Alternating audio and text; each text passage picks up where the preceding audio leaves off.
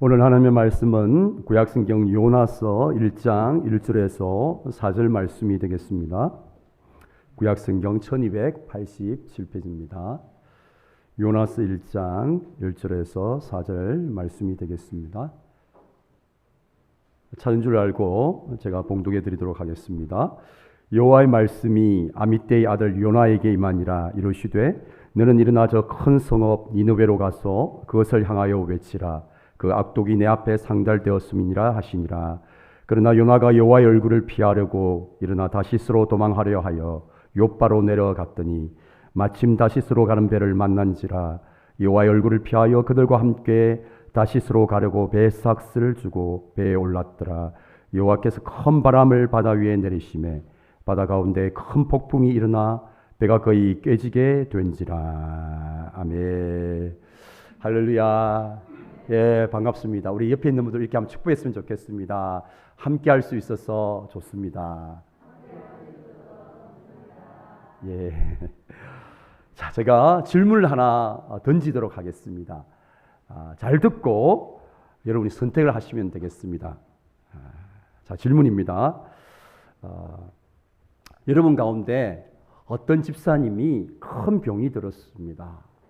자, 여러분 이 소식을 듣고 여러분은 그 집사님에게 어떻게 말을 하시겠습니까? 1번입니다. 제가 보기를 드립니다. 1번. 예. 이해하셨죠? 예, 질문. 자, 1번에 대한 답입니다. 집사님, 병원에 갈 필요가 없어요. 하나님께 기도만 하세요. 하나님은 어떤 병이든지 다 고칠 수 있는 분이니까. 1번입니다. 자, 2번. 집사님, 병원에 가서 치료를 받으세요. 아프면 병원에 가야지. 기도는 무슨 기도? 자, 1번과 2번 중에 여러분은 뭐라고 말씀을 하시겠습니까? 1번. 2번. 다른 답은 없습니까?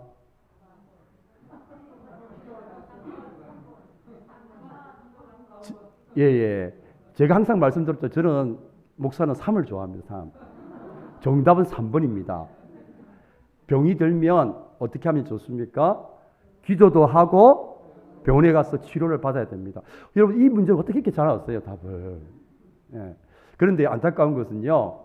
이렇게 쉬운 문제는 아주 성경적으로 균형 있게 잘 풀어나가시는데 가만히 보면 우리 인생의 여러 가지 영역에 있어서 그렇게 하지 못하는 것들을 제가 많이 봅니다. 1번 아니면 2번과 같은 그런 방법으로 이렇게 대하는 것들을 제가 많이 보게 됩니다.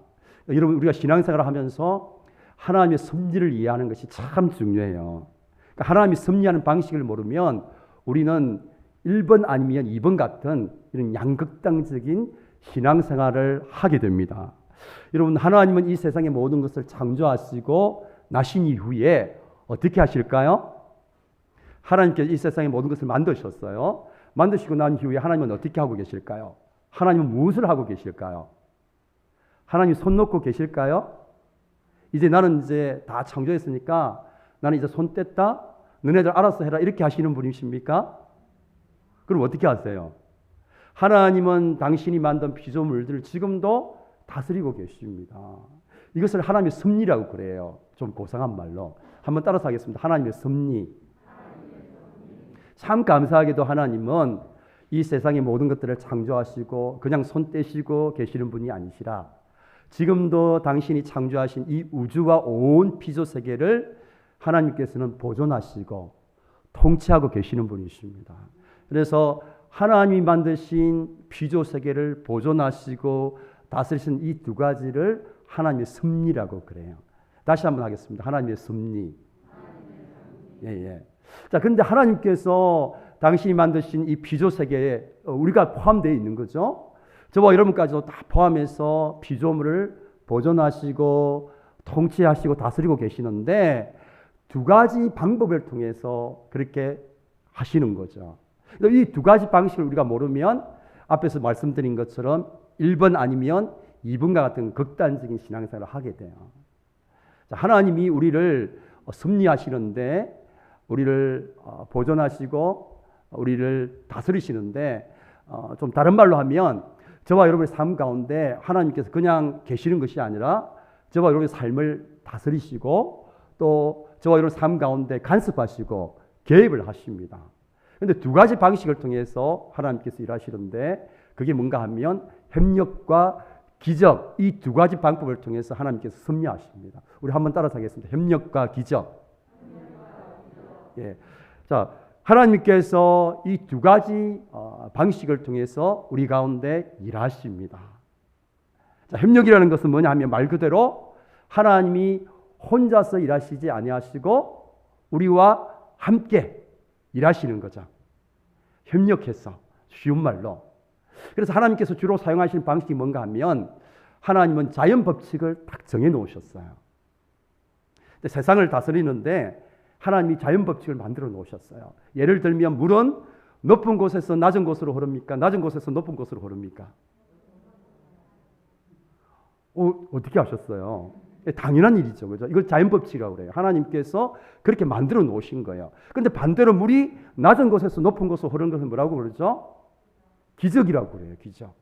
근데 하나님은 자연 법칙을 정해 놓으시고 하나님의 피조 세계가 자연 법칙에 의해서 움직이도록 그렇게 하십니다. 자, 그런데 하나님은 때로는 하나님께서 기적을 사용하실 때가 있어요. 그렇죠? 그래서 이 기적과 협력을 통해서 하나님은 일하십니다. 근데 우리가 신앙생활을 하면서 이 두 가지를 잘 이렇게 균형을 잡아야 되는데 대부분 그렇게 하지 못하는 경우를 봐요. 어떤 분들은 하나님께서 우리와 협력해서 일하시는 것을 이해하지 못하고 기적만을 바라는 분들이 있어요. 또 반대로 어떤 분들은 하나님이 기적을 통해서 지금도 일하시고 계신다는 사실을 인정하지 않는 그런 분도 계십니다. 그래서 앞에서 이야기한 것처럼 병에 걸렸을 때, 그죠? 기적은 뭡니까? 병원에 가서 치료받지도 않고 하나님께서 목숨을 살리시는 거죠. 이 기적이라고 그래요. 원래 병이 아프면, 몸이 아프면 어떻게 됩니까? 죽어야 돼요. 그게 자연 법칙이에요. 우리는 인간의 생명을 가지고 있기 때문에 큰 병이 들면 죽는 것이 자연 법칙입니다. 그러니까 우리가 큰 병이 들었잖아요. 죽어야 돼요. 그게 정상입니다. 그렇지만 하나님께서 우리에게 이제 기적을 통해서 우리의 목숨을 건지기도 하시고 또 우리를 구원해 주시는데 병원의 의사 선생님을 통해서 우리를 구원하세요. 이 두 가지 방법을 다 통해 사용하시는데 근데 우리는 가끔씩 신앙생활을 할 때에 이 두 가지 가운데 어느 한쪽만을 가지고 신앙생활을 하려고 그래요. 제가 이제 한국교회 가만히 이제 성도들을 지켜보면 우리 한국교회 성도들은 이 두 가지 방법 중에서 어떤 스타일을 즐겨하는가 하면 어떤 방식을 더 선호하는가 하면 협력보다는 기적을 더 선호합니다. 이런 거예요. 쉽게 말하면 병들면 목사님 안수해가 그냥 낫게 해주시면 되지. 굳이 뭐 병원 가서 뭐 이렇게 비싸게 막 이런저런 검사받고 할 필요가 없느냐는 거죠. 병원에 가지도 않습니다. 어떤 분은. 실제로 제가 아시는 분이 머리에 이제 뇌종양이 걸렸는데 병원에 안 갔어요. 집사님 병원에 가서 치료도 받으셔야 되는데 이렇게 말씀드리는데도 끝까지 병원에 안 가셨어요. 그럼 그분 죽었을까요? 살았을까요? 다행히 하나님 은혜로 살았습니다. 하나님 고쳐주셨어요. 자, 이렇기 때문에 얼마나 좋을까만은 모든 사람들이 다 그런 건 아니에요. 하나님 특별한 뜻이 있기 때문에 기적이라는 방법을 통해서 그 집사님의 이렇게 뇌종양을 고쳐주신 거예요. 그러니까 이분이 이제 임신을 못 하셨어요. 아무도 그 원인을 몰랐어요. 그런데 알고 보니까 우리 몸에 암이 있으면 임신이 안 된다고 그래요. 하나님께서 우리 몸을 그렇게 만드셨대요. 우리 몸이 암이 있으면 임신이 안 된대. 왜냐하면 이 암이 걸렸는데 임신을 하면 어떻게 됩니까? 산모도 위험하고 이게 아기도 위험하잖아요. 그래서 몸이 건강하지 않으면 임신을 하지 않도록 하나님께서 우리 몸을 그렇게 만드신 거예요. 자, 그렇게 그 집사님처럼 정말 이렇게 기적적으로 낫는 분도 있지만 정말 안타까운 것은 하나님의 은혜를 구하면서 기도해야 되죠. 당연히. 그러나 또 병원에 가서 진단을 받고 하는 과정을 같이 밟아야 되는 거예요. 그게 균형 잡힌 신앙입니다. 그런데 우리 한국교회 성도들은 이런 기적을 선호한단 말이에요. 그래서 하나님이 우리와 함께 협력해서 일하신다는 사실을 별로 이렇게 좋아하지 않아요. 그냥 하나님 알아서 하시지. 하나님 기적 통해서 하시지. 굳이 우리로 하여금 헌신하게 하시고 말씀에 순종하게 하시고 뭐 이것을 통해서 하시느냐. 이런 이제 생각들이 많이 있어요. 우리 한국교회 성도님들 가운데. 자, 여러분 한번 생각해 보십시오. 하나님은 기적을 통해서도 일하십니다.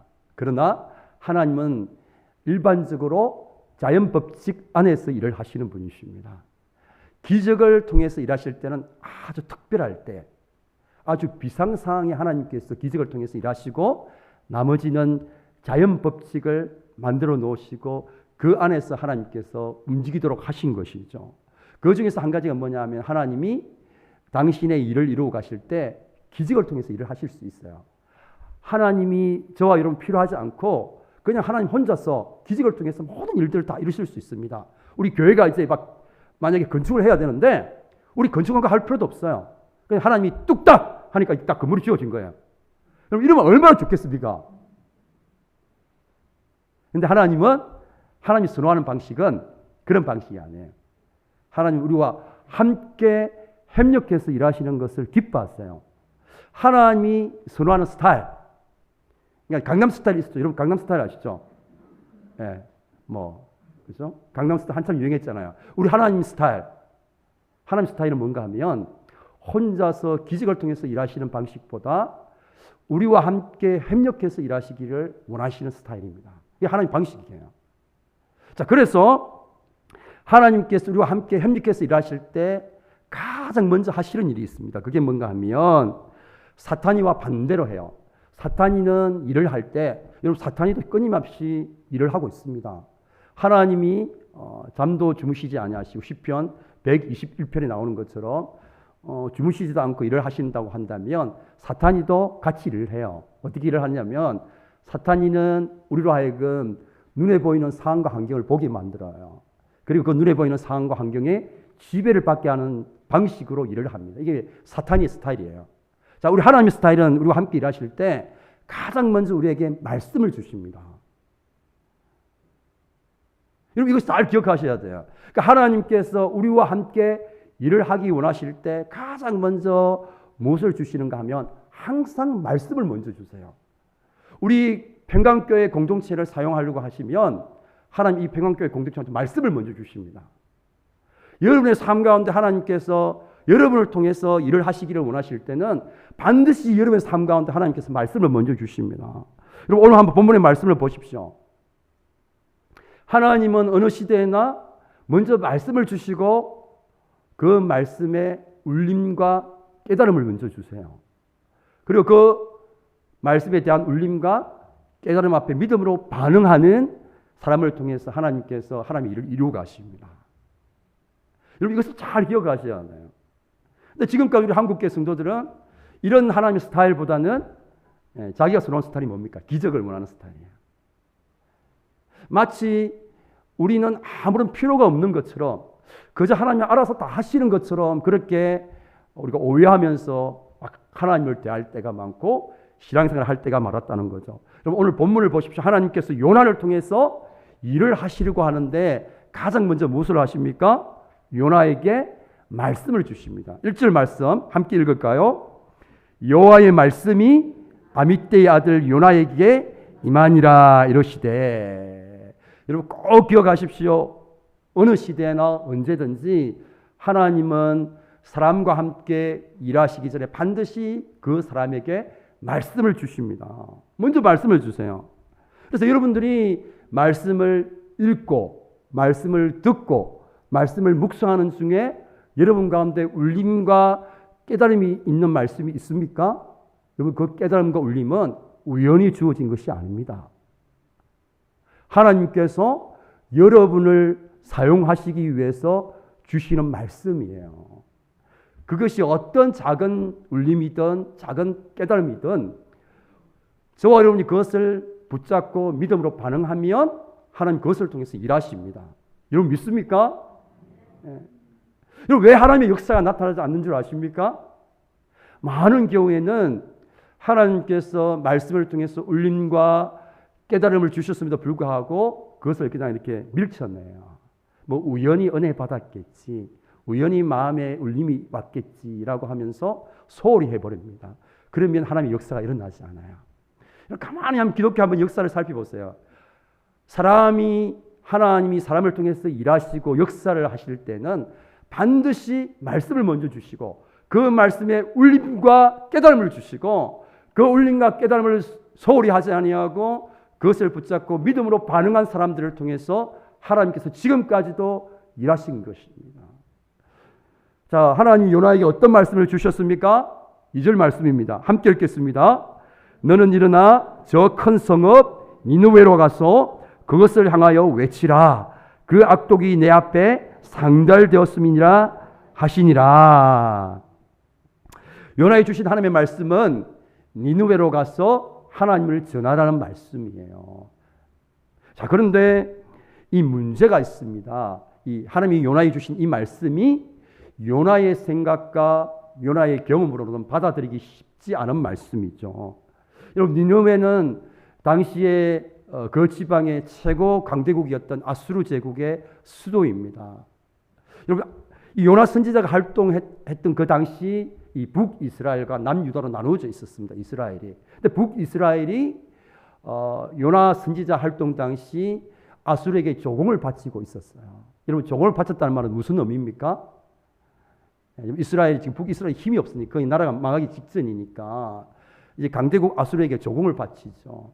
그리고 아수르로부터 많은 핍박을 받고 있었던 그런 시대입니다.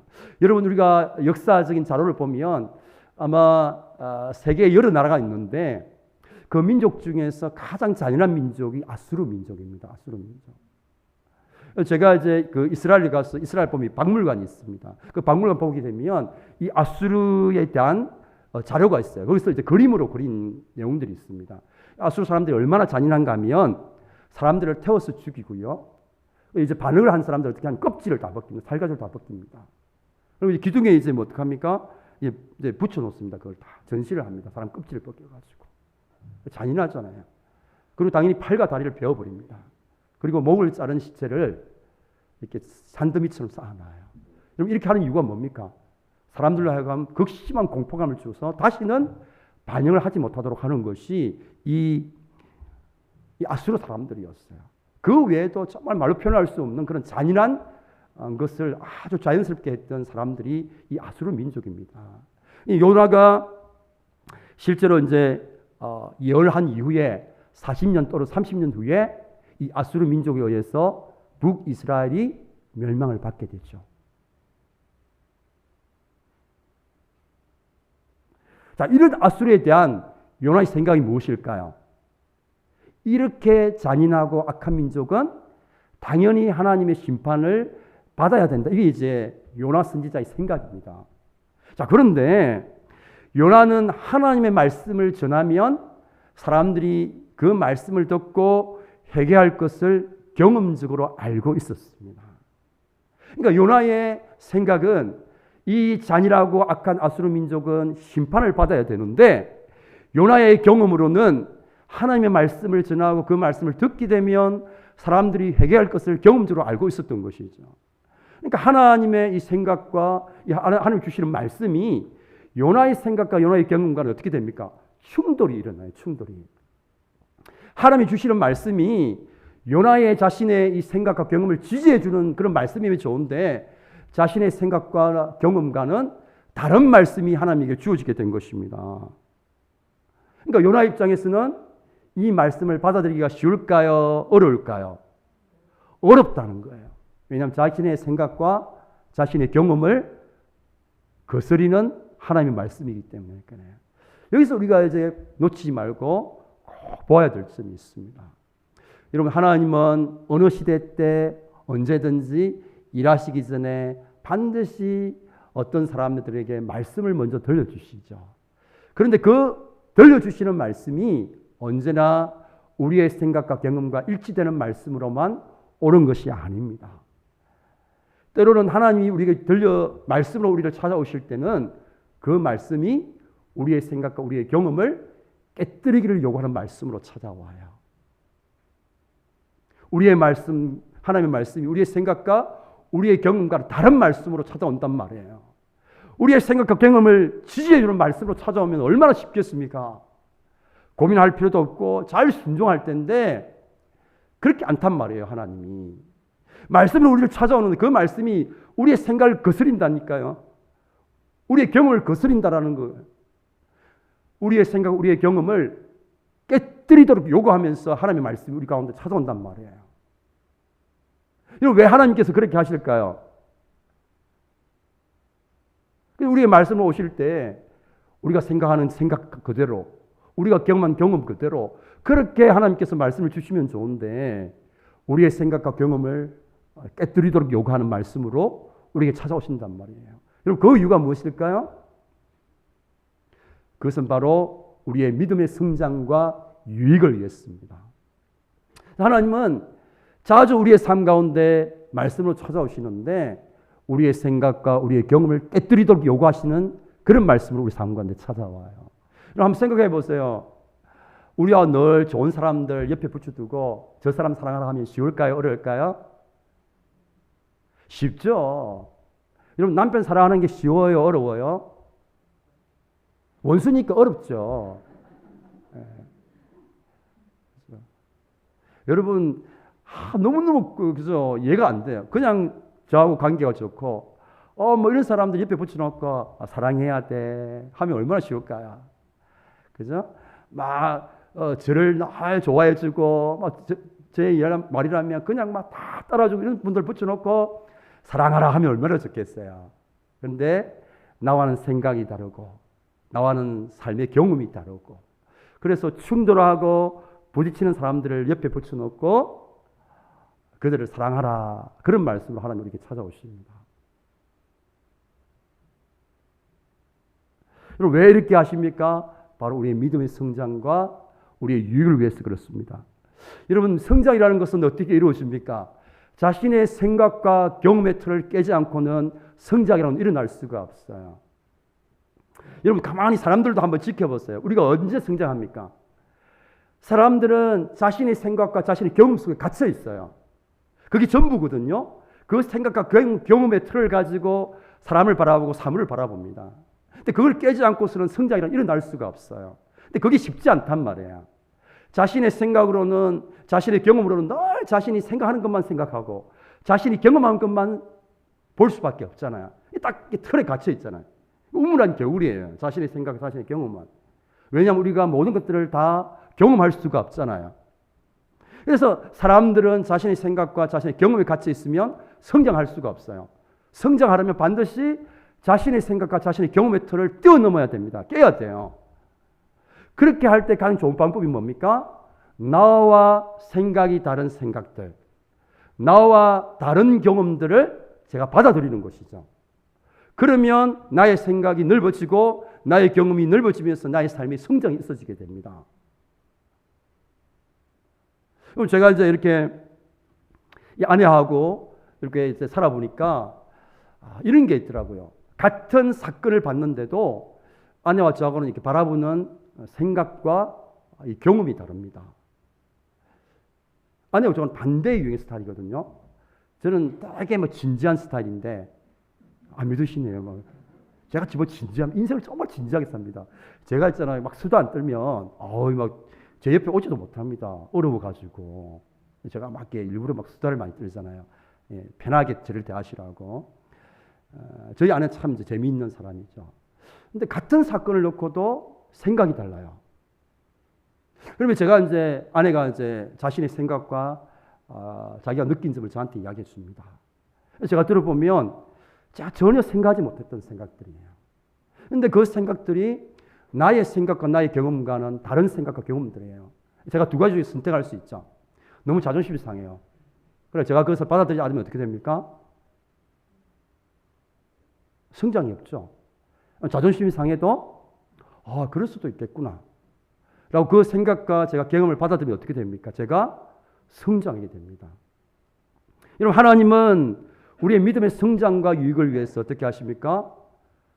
우리가 하는 생각, 우리가 하고 있는 경험들을 깨뜨려서 요구하는 말씀으로 우리의 삶 가운데 찾아오는 거예요. 하지만 우리는 어떻게 합니까? 많은 경우에 자신의 생각과 경험 안에 갇혀 있어서 하나님의 말씀을 밀쳐내죠. 그 말씀 앞에 순종하지 못해요. 요나처럼. 오늘 3절입니다. 함께 읽겠습니다. 그러나 요나가 여호와의 얼굴을 피하려고 일어나 다시스로 도망하려 하여 욥바로 내려갔더니 마침 다시스로 가는 배를 만난지라.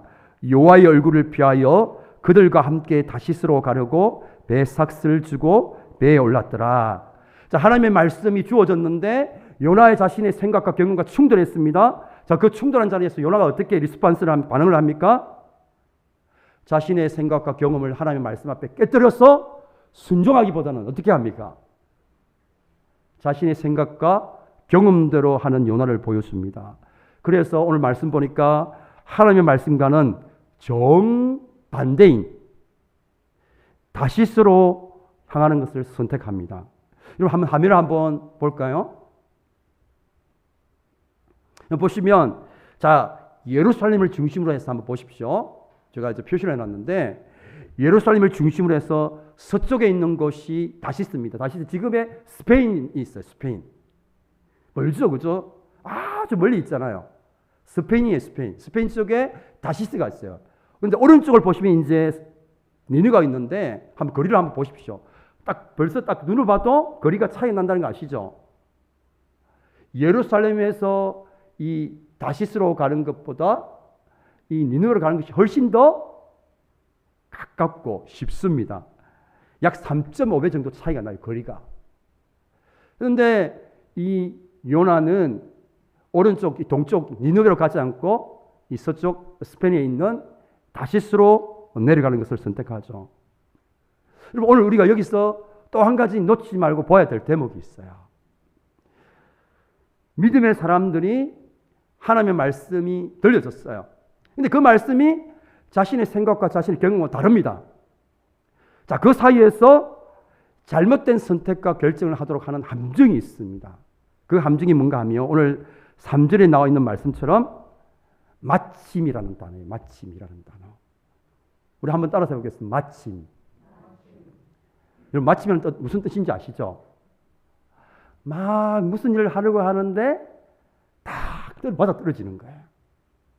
한번 보십시오. 얼마나 많은 사람들이 이 마침이라는 단어에 속는지 몰라요. 이 요나 한번 보세요. 다시스로 가려고 하는데 마침 다시스로 가는 배가 딱 항구에, 욥바 항구에 딱 대기를 하고 있는 거예요. 그럼 당시 오늘날과 다르게 배편이 주기적으로 있는 게 아니잖아요. 이 배를 떠나면 또 몇 개월을 기다려서 가야 됩니다. 그런데 다시스로 가려고 하는데 마침 다시스로 가는 배가 다 거기 있는 거예요. 이게 뭡니까? 아싸입니까? 아싸. 야, 이건 분명히 하나님의 뜻인가 봐. 사람들이 이렇게 결정하죠. 얼마나 많은 사람들이 이 마침이라는 함정에 쏘가서 다시스로 가는 배를 타는지 몰라요. 이제 하나님의 뜻이 아니고 반대로 가는 건데 환경이 하나님의 뜻인 것처럼 그렇게 착각하도록 만드는 그런 착시 효과를 불러주는 게 뭡니까? 마침. 마침. 얼마나 많은 믿음의 사람들이 이 마침이라는 이 함정에 쏘가서 다시스로 가는 배를 타는지 몰라요. 얼마 후에 하나님이 일으키시는 큰 풍랑이 있는 줄도 모르고 다시스로 가는 배를 탑니다. 우리 인간은 제가 말씀드린 것처럼 죄의 본성을 가지고 있어서 하나님의 섭리마저도 하나님의 뜻마저도 자기한테 유리한 쪽으로 해석을 합니다. 이런 거죠. 뭔가 일이 잘 되면 하나님의 뜻이고 일이 잘 되지 않으면 하나님의 뜻이 아니다. 하나님의 섭리가 아니다. 이런 식으로 생각해요. 그래서 많은 사람들이 하나님의 뜻이 분명함에도 불구하고 자꾸 이 마침이라는 환경을 통해서 자신을 합리화하려고 합니다. 제가 상담을 해보면 많은 우리 이제 성도님들이 하나님의 뜻은 딱 나와 있어요. 심지어 어떤 분은 하나님의 뜻이 무엇인지도 알아요.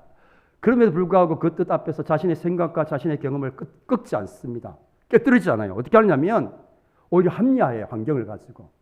제가 이제 한 청년과 상담을 하는데 이 청년은 법대를 나와서 한 10년 동안 이제 고시 공부를 하고 있는 그런 친구였습니다. 10년 동안 공부하는데 뭐 1차 되기도 하고 2차 되기도 했는데 최종적으로 되지가 않죠. 그래서 어느 날 상담을 하는데 저한테 상담을 하면서 요청한 내용이 뭔가 하면 목사님 제가 이렇게 10년 동안 준비도 안 된 걸 보니까 저를 하나님께서 부르시고 계시는 것 같습니다. 제가 신앙을 해야 될 것 같습니다. 라고 이야기하는 거예요. 제가 뭐라고 대답했을까요? 그건 하나님 뜻이 분명히 아닌 것이 분명하다. 네가 고시에 합격하고 난 이후에 네가 그것을 내려놓고 갈 수 있으면 하나님의 뜻이라고 내가 인정할게. 여러분 우리가 일이 안 되어 가지고 그것을 가지고 하나님의 뜻이 여기 있다 그렇게 찾으시면 안 돼요. 물론 하나님은 때때로 환경을 통해서 우리의 삶을 인도하세요. 그러나 환경은 절대적인 것이 아닙니다. 우리에 있어서 절대적인 것이 무엇입니까? 환경에 있는 것이 아니라 하나님의 말씀이에요. 말씀. 여러분 믿습니까? 환경이 절대적인 것이 아니라니까요. 여러분 가만히 보세요. 오히려 하나님은 하나님의 뜻인데도 불구하고 우리로 하여 어떻게 하면 때때로 고난의 풀무불 속에 있게 하세요. 여러분 환경 가운데 있게 하십니다. 때로는 남들이 가지 않는 길로 우리로 하여금 가게 하십니다. 그래서 우리가 걷는 이 믿음의 길은 좁은 문이라고 그러잖아요. 남들이 잘 가지 않으려고 하는 좁은 길이라고 그러잖아요. 사랑하는 우리 평강교회 성도 여러분, 믿음의 사람들은 눈에 보이는 환경을 쫓아서 가는 사람들이 아니라 진리의 말씀을 따라서 가는 사람이라는 사실을 꼭 기억할 수 있기를 주님의 이름으로 축복합니다. 안타까운 것은 많은 사람들이 이 마침내라는 환경 때문에 하나님의 뜻 앞에 순종하지 못하고 잘못된 선택을 합니다. 여러분 마침 다시로 가는 배를 만나면 여러분 조심하셔야 돼요. 그 배 타면 될까요? 안 될까요? 절대로 안 됩니다. 타면 어떤 일이 일어납니까? 조금 지나면 반드시 하나님이 일으키시는 폭풍을 만나게 됩니다. 제가 이 목사로서 가만히 지켜보니까 하나님의 말씀은 진리에 그대로 이루어집니다. 잘 되는 것 같았는데 아싸 했는데 얼마 지나니까 큰 폭풍을 만나게 되죠. 근데 많은 사람들이 마침 뒤에 숨겨져 있는 이 폭풍을 보지 못해요. 마침이라는 환경에 속아서 어떻게 합니까? 잘못된 길과 잘못된 선택을 해요. 자신도 고생하고 또 해서는 안 될 일이 있잖아요. 함께하는 다른 사람들도 고생을 합니다. 여러분 우리가 일이 잘 풀리고 않고 환경적으로 열리지 않아도 우리가 진리의 말씀을 따라가면 결국은 하나님께서 어떻게 일하십니까? 오늘 본문에 보세요. 우리는 읽지 않았지만 요나가 하나님의 말씀 앞에 순종했을 때 어떤 일이 일어납니까? 니느웨 사람들이 그 아끼던 니느웨 사람들이 회개하는 일들이 일어나잖아요. 순종은 하나님의 일하심이 나타납니다. 순종에는 하나님의 역사하심이 있습니다. 여러분 왜 그리스도인들이 하나님의 역사와 하나님의 일하심을 경험하지 못합니까? 간단해요. 여러분 복음은 복잡하지 않습니다. 단순합니다.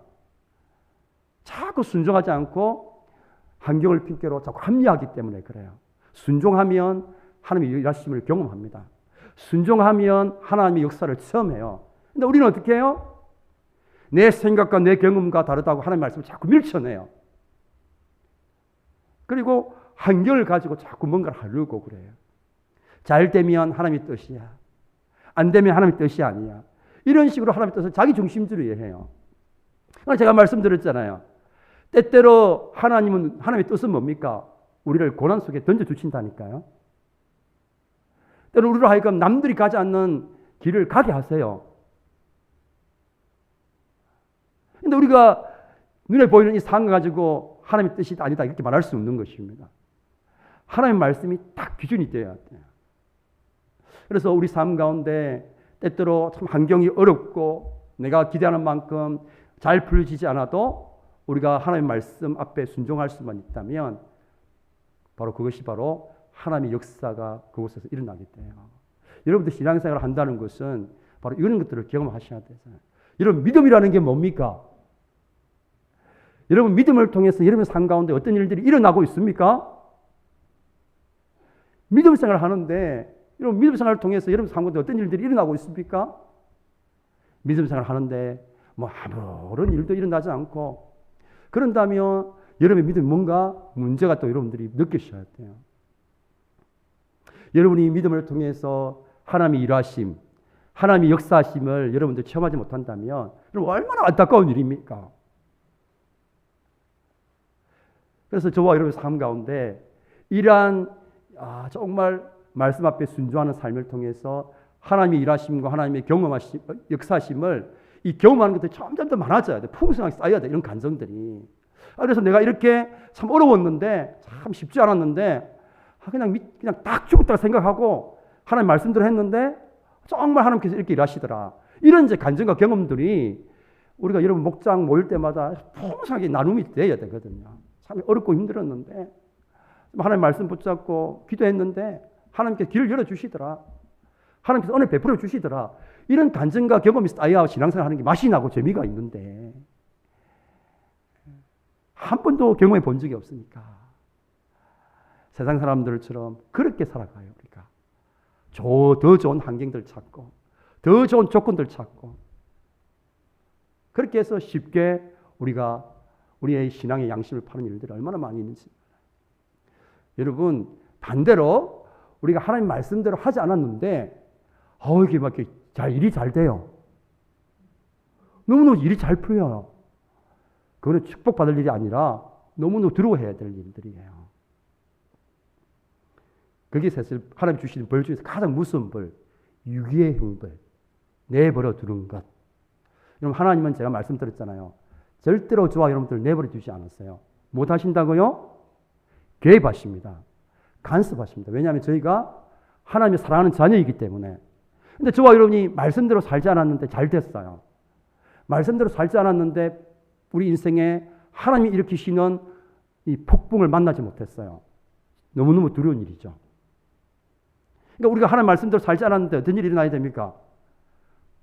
폭풍을 만나야 돼요. 폭풍을. 하나님이 일으키시는 폭풍을 만나야 돼요. 그래 영적으로 잠자고 있다가 요나처럼 정신이 벌떡 들어야 되죠.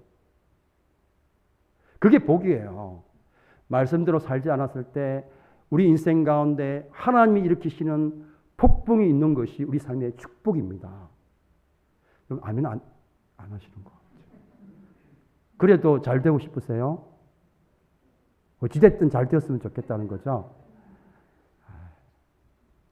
마침에 쏘면 안 된다니까요. 반드시 하나님이 일으키시는 폭풍을 만나게 되어 있어요. 사랑하는 여러분, 제가 교회에서 안타까운 것은 많은 우리 그리스도인들이 웬만해서는 자신의 생각과 경험들을 이렇게 내려놓지 않으려고 그래요. 하나님의 말씀 앞에 자신의 생각과 경험을 깨뜨려야 되잖아요. 자신의 생각과 경험을 꺾어야 되는데 꺾지 않고 자기 생각과 자기 경험대로 하는 것들을 봐요. 여러분 사람과 사람 사이 관계도 그래요. 우리가 사람과 사람 사이 풍성한 관계를 맺기 위해서는 자신의 생각과 경험들을 우리가 좀 내려놔야 돼요. 나와 생각이 다른 사람도 그 생각도 우리가 듣는 마음이 있어야 돼요. 여러분 왜 솔로몬이 듣는 마음을 구했습니까?